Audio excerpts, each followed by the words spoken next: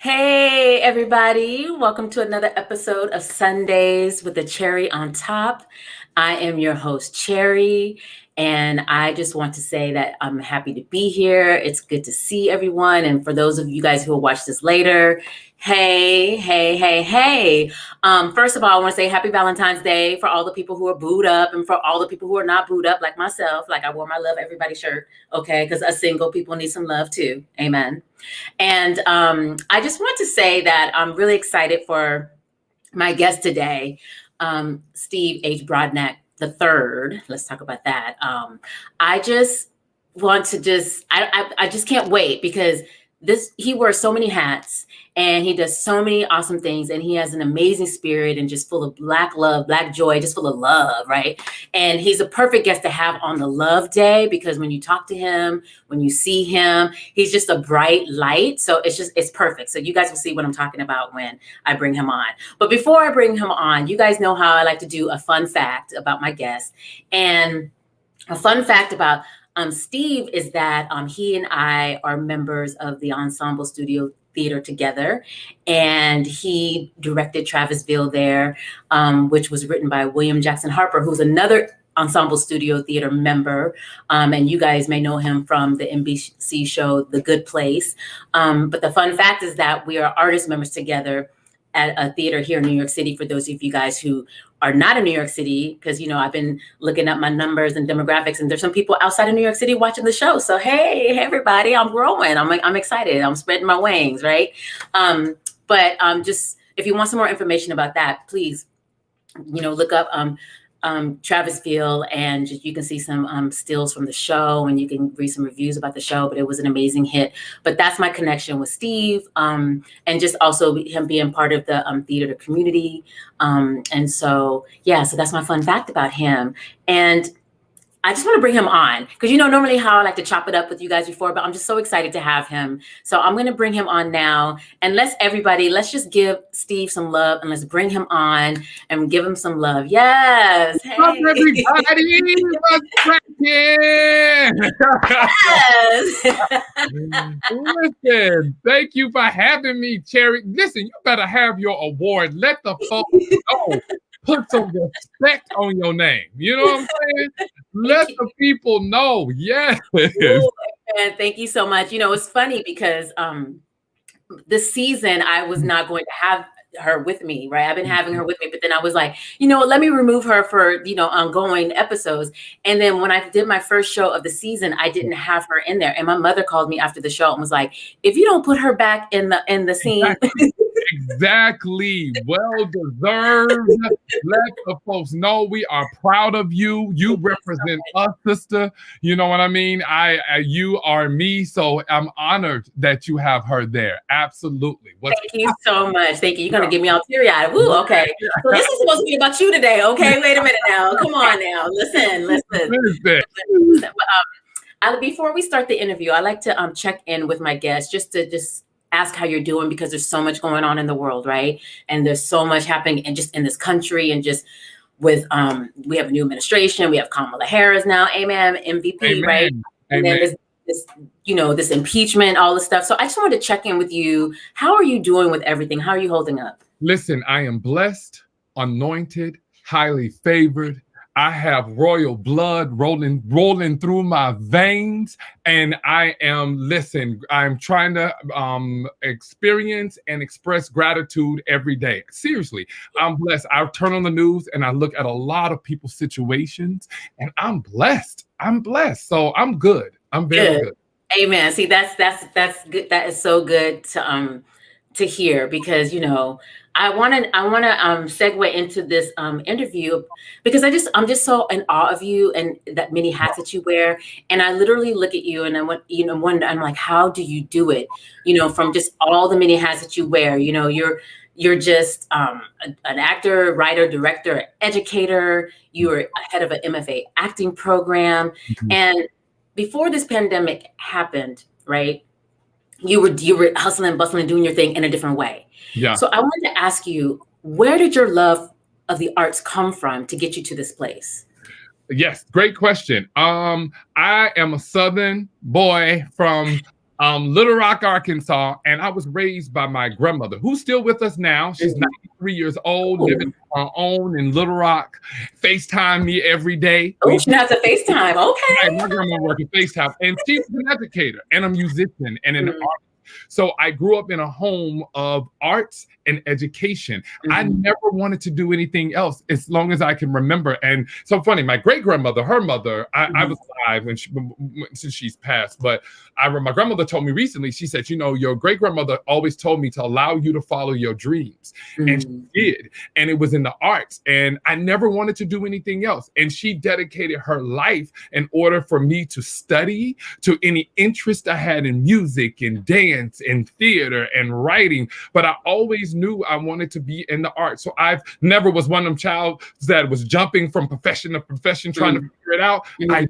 I knew. And so I knew what I wanted to do. And it's always the journey of letting my purpose and my dreams connect. So that's what I've been on a journey. So oh my gosh, it's nothing like that love and support, because that's the same with me. With I knew at like 6 or 7, and my mother was like, okay, well, now what am I gonna do, right? And so she just figured it out how to become a supportive stage mother, and so and here I am. So it's the support is a blessing, because not everybody has that. Exactly. And so just to look at someone that you love and your family members and go, I want to live this artist life, which is an unconventional life. There's no safety net, and then they look at you and go, okay, baby, we're gonna make this work. That's a blessing. That's a blessing. So I understand that completely.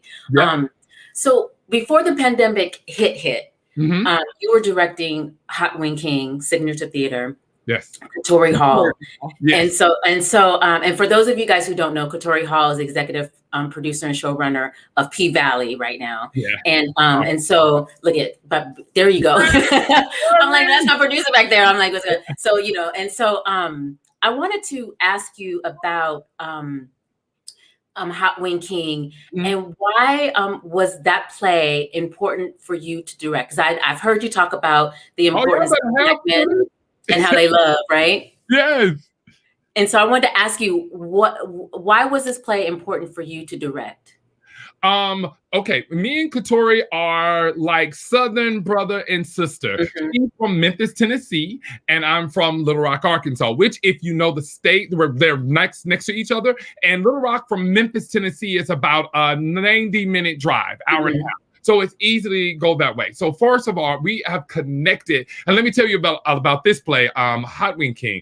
I first worked with Katori at the People's Light Theater in Malvern, Pennsylvania on a production of Mountaintop. I was hired to direct that. She was being brought in to do a little rewrite of Mountaintop since it had appeared on Broadway. Because when it appeared on Broadway, it was pre-Obama. So when Dr. Martin Luther King talks about the dream at the mountaintop, we hadn't even got to Obama yet. So she wanted to go back and kind of tweak that end monologue of what the possibility, because it went through the Black achievement through history, and she wanted to include that, or what had happened post it being on Broadway. So anyway, we met each other at that, and we worked, and we just hit it off. Then I remember we went to breakfast one morning over Egg McMuffin. Me and Katori before a rehearsal one day, and she started telling me about her brother, actually, and her brother and his partner, and living in Memphis. And also, I identify as a same gender loving man, being able to, and from the South, and going, wow, this man who had experienced so much as another same gender loving man in the South. So I was like, oh, Katori, you should write about that in Katori style. Really? And I was like, yeah, you write about that. And she was like, listen, you know what, Steve, I'm going to send you some scenes and just like 1 or 2 scenes if I work on it, right? And now periodically over a period of 3 years, I would always just reach out and go, hey, Katori, I hope you're doing well. Don't forget that play. I really want to be a part of it. Long story short, 3 years later, I got a phone call that says, Steve, would you direct the Hot Wing King? That's what it's about. So wow, that is that's a beautiful story. And I love the fact that you relates to the characters on screen or on set, right, as you're directing, because as you said, same gender loving man, and you relate to the characters in the play. And so I want to dive into what moves you and excites you as a playwright, because I want to segue into your relationship with Dominique Morisseau. Yeah, because you know, she's one of the hottest playwrights we have, you know, out here in these streets, and you and I know you guys are friends, and you pretty much, I feel like in my research of you, you seem like you've directed almost every one of her plays, right? Yes, I am the director who has directed the most of her plays. Yes. And she says I can take that title. She's Okay. like, stand on it. You know what I mean? I've done two world premieres. That's us in South Africa. I've directed pretty much all the plays in her canon. And I'm the director who's directed her plays the most. So what attracts you to her plays, and why you want to direct them, and why this is important for you? Me and Dominique, another brother sister, me and her are cut from the same fabric. I love her voice as a poet, her activism that she takes. She loves Black men. I've never, as a woman of color, this woman go hard for the dimensions and the humanity of the Black male. And she loves Black women as well, but the way she loves Black male, it's just moving. And I thank God for Dominique. I mean, because what she's been able to write for us as a people in our community, our vibe is the same. You know, me and her. I've traveled the world with this woman, from South Africa twice to Australia to Scotland. I remember when she first wrote Pipeline. I was one of the, when we were her and her husband and I, our housing was connected when we were in Scotland at one time when she was first writing the play. So that's my sister, and her voice is so important. So I love her. And anytime she calls, it's always an honor to work with Dominique. Nice. See, this is so perfect for today. I'm like, this. I love all of this. I love all of this. So we know that Broadway is shut down right now because of this pandemic, and it's going to open soon, hopefully in the fall, from what I'm reading. But when Broadway opens up, we had Ron Simons as a guest. He was one of my guests last season. Yes, and he's one of your producers. He brought up the fact that once Broadway reopens up, we're going to have Thoughts of a Colored Man on Broadway, directed by you. Yes. And so I wanted to talk to you about this because I'm really excited about this. I'm really excited about you being on Broadway, making your directorial debut, from what I understand. Yep, and this will be the second all Black male cast. Top Dog Underdog was the first. Yeah. And so Thoughts of a Colored Man. How are you feeling about this particular story coming to Broadway? And why is this play very important for Broadway at this time?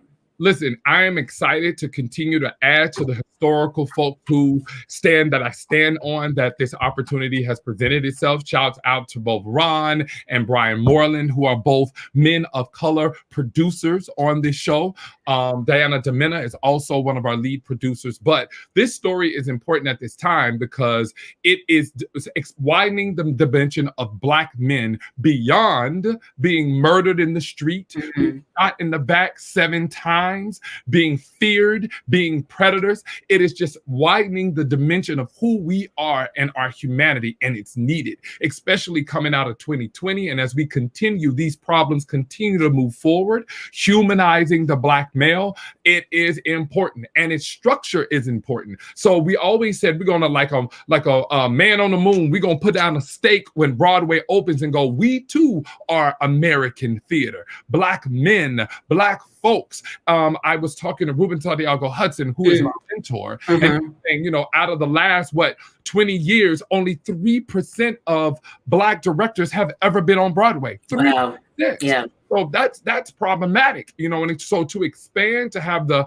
opportunity to share the story of, you know, I believe I'm not my brother's keeper, I am my brother, and to get with these men and to widen our dimension, it is just an honor and pleasure. Oh my gosh. Woo, you said a word. Okay. So I want to, you know what? I just want to say this, that I just want to get up and praise dance right now, but I'm not going to. But like, you just made me want to just like, your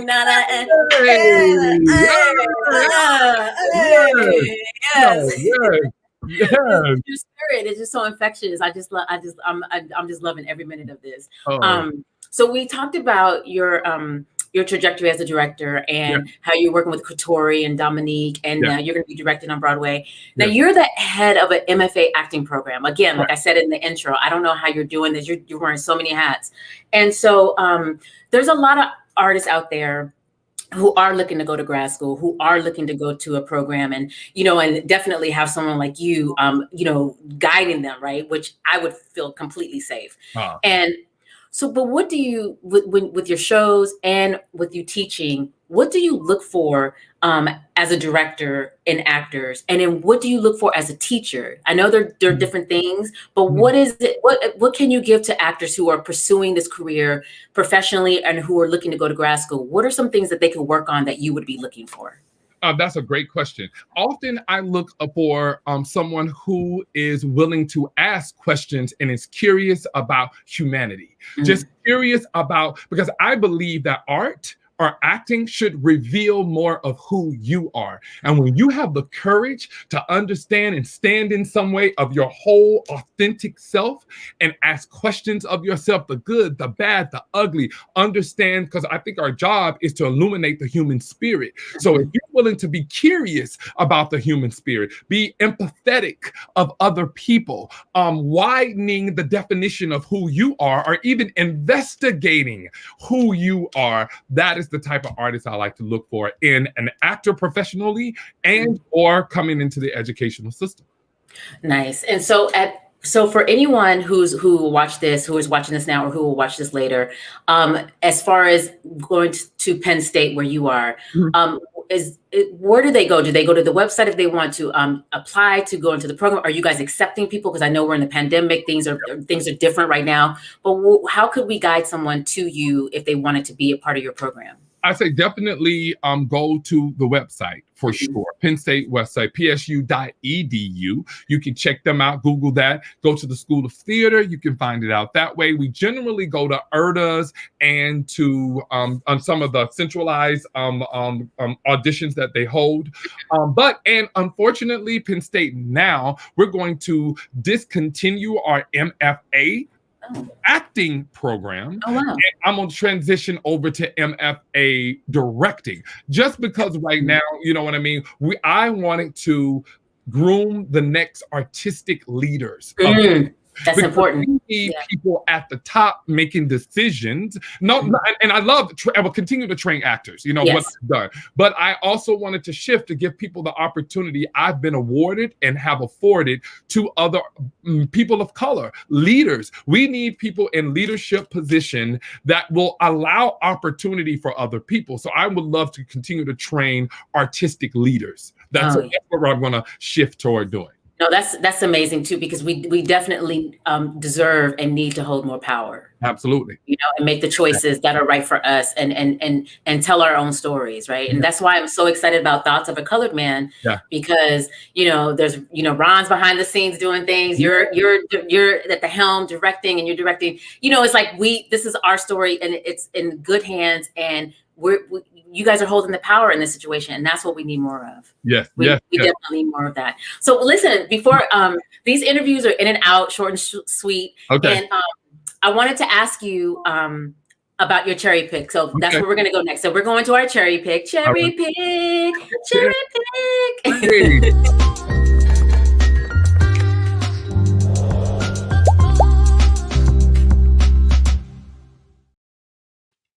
Okay, so now I like to ask all my guests about a cherry pick. They can pay it forward to the community, and help somebody who will watch this, who's watching this now or who will watch this later. But what would your cherry pick be for today? Yes, mine is Acts of Faith by Miss Iyanla Vanzant. I am a huge fan of Iyanla Vanzant, and this book particularly is daily meditation for people of color. So I just believe starting my day off, before I speak to anybody, I'm speaking to the Creator. I'm speaking to the ancestors and getting my spirit self intact. And I love that this book is specifically geared toward people of color. And it's just a daily affirmation, a daily reminder that she gives for us to start our days off with, our just reminder. Because meditation and our spiritual and emotional selves always have to be nurtured in order for us to do what we do. So this book is very important to me. I start my day off with it. And it's like one affirmation or thought a day that you can read. It's 365 passages in, and you can just keep rotating it. It's a very, very, very helpful book to me that I use. Amen. Okay. Yes. So for those of you guys out there who are looking to add to your spirit life, please go pick up this book, Acts of Faith, and get your meditation and your spirit on, right? Right. Amen. Amen. It's important. Yes. So listen, this is like one of the, I mean, I love all my guests that I bring on, but this is one of the best interviews I have because of the fact that, you know, we have not worked together professionally yet. Not yet. Not yet. But you know, we will be. It's gonna happen. It's gonna happen. You're somebody who's always been on my radar. You're someone who I just admire anyway, and I look up to. You inspire me, and I'm trying to be one of the girls. Right now, I just got this. Listen, you know, but one day. Oh no, you did not pull out the scissors. Yes, that's all I got. I'm creating right now. You know, it's gonna turn into something. You know. Oh, listen, I see a Tony coming your way anyway. Listen, like that's the first word to reality. Yes, that's you know that you at the helm directing on Broadway and this play. Yeah, I see all the flowers coming to you while you're here. Oh, with us. Thank you. Reclaim it. I claim it. Thank you, sister. But listen, before we go, yes. Before I send you off, yeah. You know how in the beginning I said that you wear many hats, and you know, and one of those hats is that you dance. You dance and teach. You taught dance, and you're still teaching dance. And well, I haven't been able to teach dance much, but I have. Yes. Okay. In Penn State, I taught tap. I taught hip hop. I taught jazz. Yes. Nice. And then talk to me about this music that you do. Oh, listen. Okay, so listen, because the thing is, like, I was like listening, and I'm like, is that Steve in the background? And then, like, is it trap music? What's going on? Like, what? I want to ask you about this one particular song, though, because now you know where I'm going with this. Like, I want to play a little bit of it, and I want you to tell me the inspiration behind this. Oh Lord, I'm gonna kill Bajorn because that's the only way you know about this. Oh Lord. I don't know. Can you hear it? I can't hear it. Can you hear it? Hear it. Oh no, we can't. See, we practiced this. We worked this out, and we were hoping that it would work. Okay, here we go. It's supposed to be heard. Okay, it's live, so we have to go with it. But maybe he's right. Maybe it's not supposed to be heard. But until he figures this out, look, it was working earlier. So oh, it was working earlier. I was trying to surprise you, brother. This was a Valentine's Day surprise for you. For those of you guys who are watching, that's one of my producers, Bjorn, who's in the back. Well, here he is. So that's everybody. So I guess we couldn't play it, but do you know what song I'm talking about? My chicken. Y'all put out my chicken. Everybody say they love my chicken. So tell me why he's trying to work on this. Hey, y'all can't hear it? No. You can't hear it. The spirit said it wasn't supposed to be heard. Hold on. Wait. You hear it?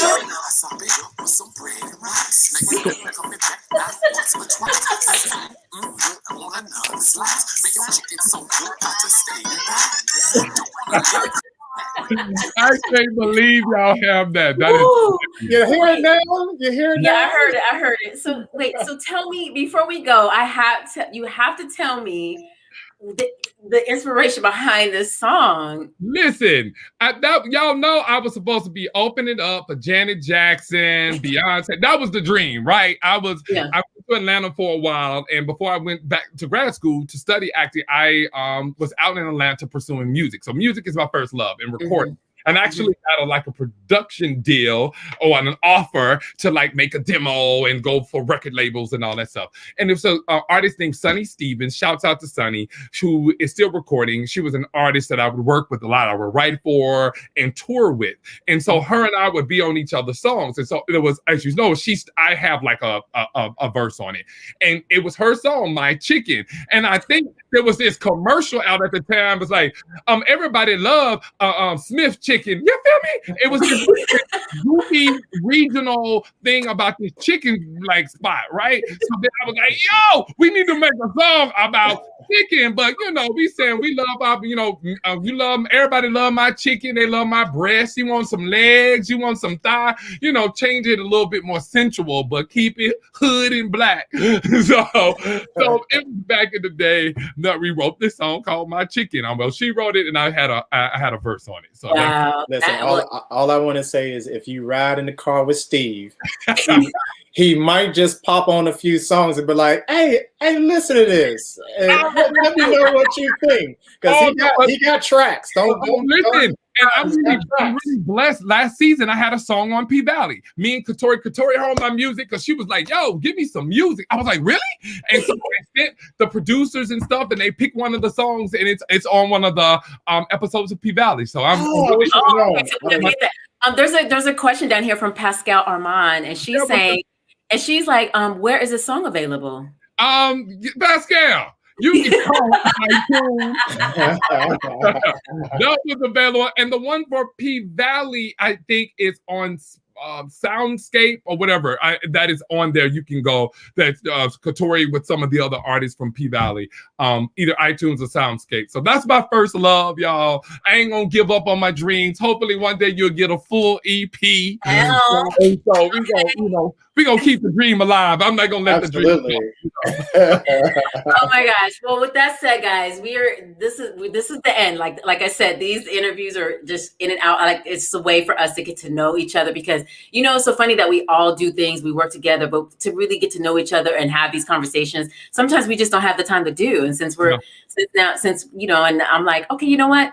We have some time now. Let's just all really talk and get to know each other. And so I'm so happy that you came. You said yes. Thank you so much. Thank you for supporting this show because let me tell you, this is a very vulnerable thing to have this vision, put it out in front for the world to either take it or reject it. It's a very scary thing. And just to get people to just support means so much to me because I just really want a platform for us to just keep and talk things black, Yeah, yes. And listen, your story proves that even though you may have a dream or an idea, go for it. And you can move forward in fear. Fear should not be an excuse why you don't keep walking. And you are proof. Look at the girl sitting beside you. You had a vision, and even though it's fearful and vulnerable, you kept walking and made it happen, and it will be abundant. So we are proud of you, sister, and thank you for inviting me. Absolutely. Thank you for coming. Thank you. So everybody wave goodbye to Steve. Hi, y'all. Be safe, everybody. Be safe.